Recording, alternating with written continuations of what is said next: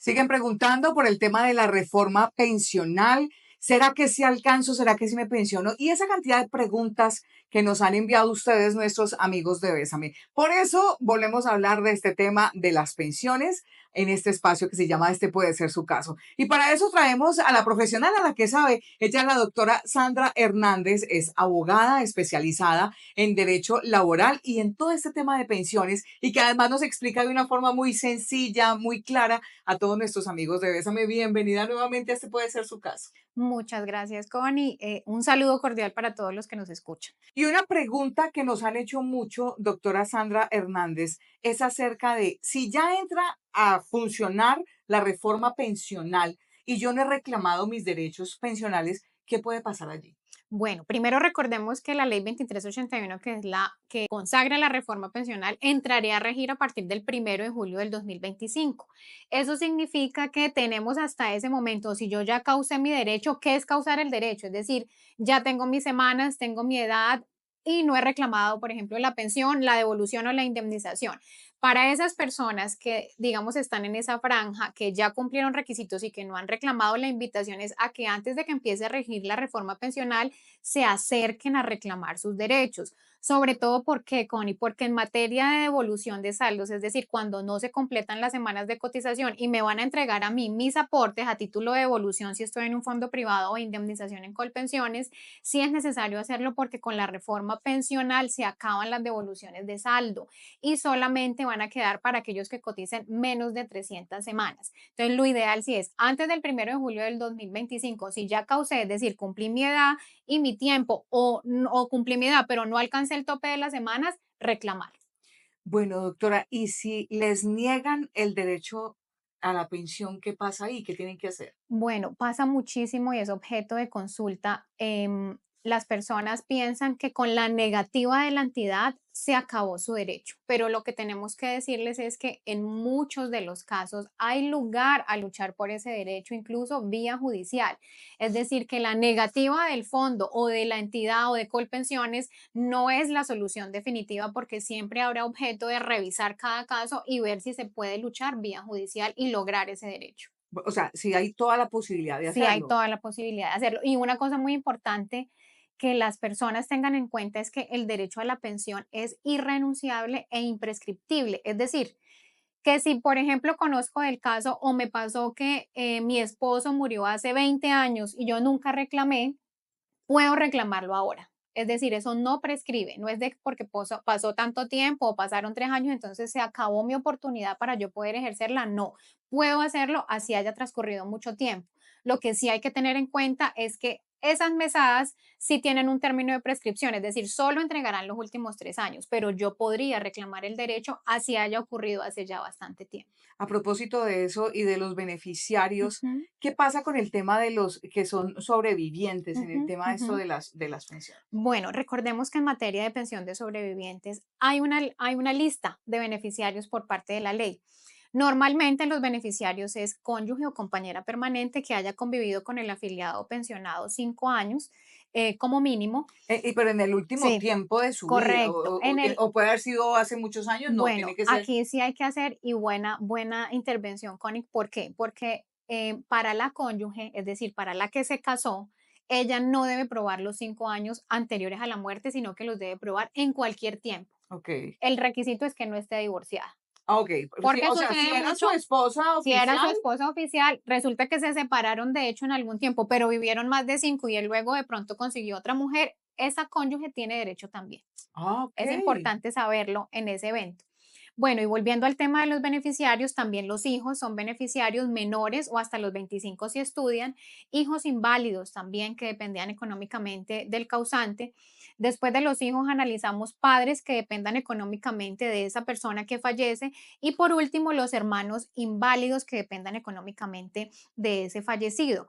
Y aquí también es una cosa importante y es que recientemente, a raíz de jurisprudencia que ya luego se volvió ley, como las familias, digamos que se amplían en varios conceptos, se metieron allí en ese orden de beneficiarios también hijos de crianza y padres de crianza. Así no sean hijos de Así no ellos, sean hijos, digamos, como lo conocería la gente naturales. legalmente, Ajá. naturales, pero fueron de crianza entonces ellos también, También o tienen padres el de derecho. crianza, también tendrían el derecho. Bueno, Ujú, entrando un poquito ya en el tema laboral y que todavía de pronto están vigentes, ¿se presentó un accidente laboral? ujú. ¿Se presentó una discapacidad o se presentó la muerte de esta persona? ¿Qué pasa ahí con la pensión? Bueno, en esos eventos es importantísimo estar cotizando, ¿no? Es decir, que la cotización, recordemos que cubre tres eventos: la invalidez, la vejez y la muerte. Ujú. Entonces, si con ocasión de un accidente, si con ocasión de una enfermedad perdí mi capacidad laboral en más del 50%, pues tendría derecho a una pensión de invalidez. Pero sucede también que si esa enfermedad o ese accidente es de origen laboral, porque recordemos que hay dos orígenes: el que me ocurre con ocasión de mi trabajo y el que me ocurre de manera cotidiana, normal, que no tiene nada que ver con el trabajo. Si me ocurre con el trabajo, pues digamos que quien respondería sería la administradora de riesgos laborales, y si me ocurre de manera común, pues sería el administrador de fondos de pensión. Aquí también es importante tener en cuenta que si esa enfermedad o ese accidente fue producto de una omisión del empleador o producto de no tomar todas las medidas de prevención en la labor que ejecutaba el trabajador, eventualmente también podría haber derecho a una indemnización, que en este caso la debe pagar el trabajador. Es decir, no solo a una pensión o a una indemnización que reconoce la ARL, sino que el empleador, si ha tenido culpa en el accidente o enfermedad de ese trabajador, también tendría que indemnizar. Doctora Sandra Hernández, es complicado para una persona que está pasando una situación de salud difícil y como que siente que tiene que reclamar una pensión, el proceso así no tenga el tiempo, de pronto la semana sí, pero el tiempo no, es un proceso complicado para que le den una pensión diferente. Sí, es un proceso complejo de diversas etapas, sobre todo porque en esta fase nos encontramos ante una fase muy sensible del ser humano, es decir, está afectado en su salud. Ok, Entonces, aparte de todo el tema médico, hay que cumplir también ciertas etapas. Por ejemplo, para proceder a calificar, se tienen que cumplir mínimo 180 días de estar incapacitado, luego de la cual la EPS tiene que dar un concepto no favorable de rehabilitación, es decir, que hemos hecho lo posible, pero no se puede recuperar esta persona, ya fondo de pensión pase a calificar o ARL pase a calificar.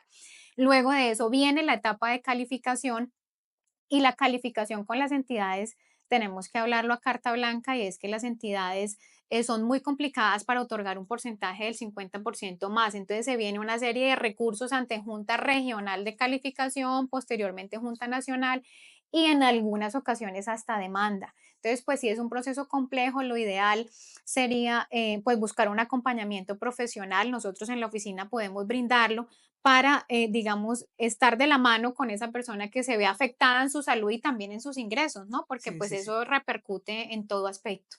Doctora Sandra Hernández, que esta también fue una pregunta que nos hicieron mucho nuestros amigos de Bésame. Cuando una persona está pasando por una situación delicada de salud y lo sacaron del Ujú, trabajo, la persona queda como, ¿y entonces yo qué hago? ¿Para dónde cojo? correcto. ¿Tengo algún derecho sobre eso? Claro, sí, en este evento es importante advertirle a las personas que una persona cuando atraviesa por este tema de salud, obviamente tiene que ser un tema de salud complejo, ¿no? No puede Ujú. ser cualquier No es tema que, de "Ay, es salud. que me dolió Dolió aquí, la entonces cabeza, ya, eso no. exacto, eso no. Entonces, correcto, que esté en un proceso médico, que tenga alguna situación, digamos, discapacitante, o esté atravesando por una situación difícil médica. Y si está laborando, pues esta persona tiene un fuero que se llama estabilidad laboral por temas de salud, por fuero de salud. Si esta persona, su empleador, conoce que este trabajador está pasando por esta circunstancia y aún así lo echa, digámoslo Ujú. comúnmente, pues queremos decirle que sí existe posibilidad de luchar por un reintegro, es decir, que el empleador estaría en la obligación de reintegrarlo y de ubicarlo en un lugar en el que pueda desempeñar su labor de acuerdo a su limitación, porque en Colombia existe esa protección para la persona que está atravesando por esa situación de salud. Entonces, si la despiden, esa persona puede obtener un reintegro, obviamente a través de la vía judicial, pero se puede. A mí me parece importante que le expliquemos a los amigos de Bésame cómo es el paso a paso, qué tiene que hacer una persona, por ejemplo, que vive esta situación que acabas de explicarnos. ¿Cuál es, o qué, el primer paso que tiene que hacer, cuál es? Bueno, primer paso, con sus documentos, que es lo ideal, acudir en busca de el abogado o la abogada que lo represente. En este caso, pues nosotros manejamos estos asuntos, sacar su cita, llevar su documentación, que es lo ideal. ¿Cuál es la documentación? La que tenga, por ejemplo, de contrato de trabajo, de la liquidación, de la carta de despido, su tema de salud, es decir, mi historia clínica o si tengo un dictamen y me han hecho algún examen, pues entonces llevar todo esto. En la consulta lo que se hace es revisar si hay lugar a ese reintegro, porque como hablábamos, no toda incapacidad o no toda discapacidad genera, digamos, esa protección. Si es una discapacidad importante, entonces habría que indagar los motivos, si el empleador llevó a cabo el debido proceso o no. Si no lo efectuó, entonces ya lo que se hace es que se presentaría una demanda en contra de esta persona para obtener el reintegro.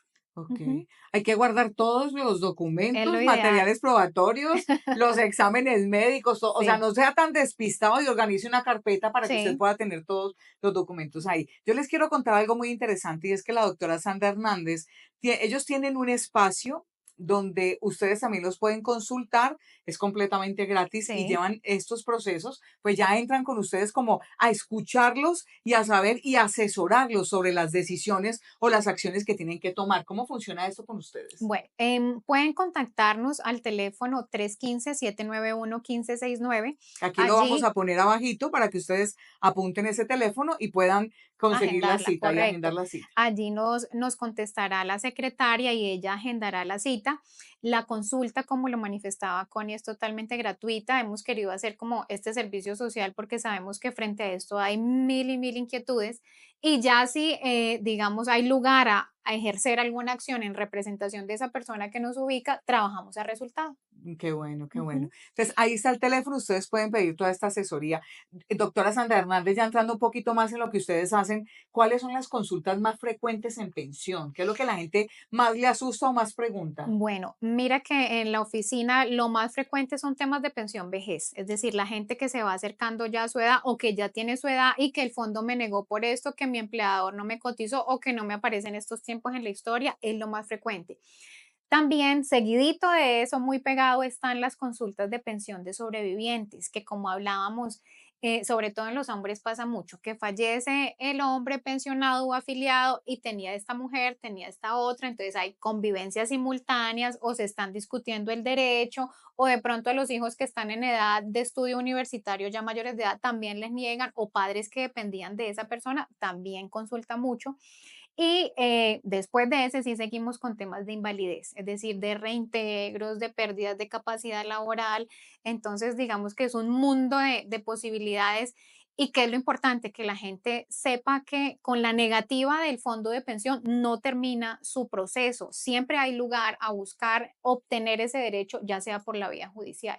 No, hay muchos temas interesantes. Si uno cree que uno no le va a llegar nunca a la edad, mire, yo ya estoy a 3 años de una pensión, Sí, sí, ya estoy sí. próxima y está ya cerca y tenemos que estar preparados y saber qué es lo que nos va a deparar el futuro. Y qué bueno que se puedan asesorar. Yo les voy a recomendar entonces que se comuniquen con ellos, con Sandra Hernández y Johanier Gómez, son abogados especializados en derecho laboral y además saben todo este tema de las pensiones, pero de arriba para abajo sin ningún inconveniente. Van, piden la cita y además es completamente gratis. Ya si hay un proceso que hay que arrancarlo, pues ya ustedes acuerdan con ellos Así es. estos valores. Ujú. Pues doctora Sandra Hernández, como siempre, gracias por ser tan concisa y tan clara en explicarle a nuestros amigos de Bésame todo este tema tan interesante. Muchas gracias, Connie. Estamos precisamente para eso, para ayudarles, para servirles en lo que podamos y en nuestra área de experiencia. Y la invitación es a esa, a que no nos quedemos con esa carta negándome un derecho, sino que busquemos siempre la posibilidad de poder ver reflejados y con éxito estos derechos que merecemos. Tienen todo el derecho, así que tienen que investigar y no renuncien, o sea, siempre busquen una alternativa, que si ya la doctora Sandra Hernández le dice no hay nada que hacer, ya uno sí, pero Queda no se tranquilo. quede resignado con Ujú. que, ay, no, entonces las cosas no son así. Este puede ser su caso.